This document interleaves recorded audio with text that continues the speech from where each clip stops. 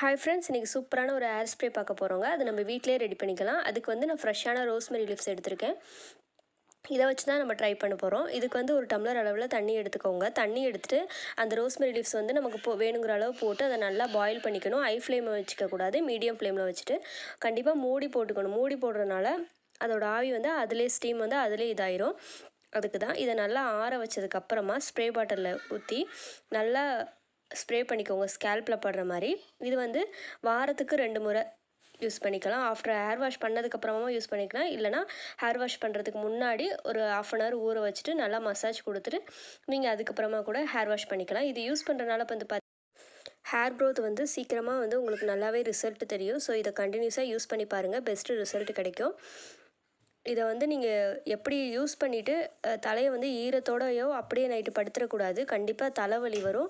Fan காற்றுலையாச்சும் காய வச்சுட்டு அதுக்கப்புறமா தான் நீங்கள் வந்து யூஸ் பண்ணணும். தேங்க்யூ ஃபார் வாட்சிங் வீடியோ ஃப்ரெண்ட்ஸ். மறக்காமல் நம்ம சேனலை சப்ஸ்கிரைப் பண்ணிக்கோங்க.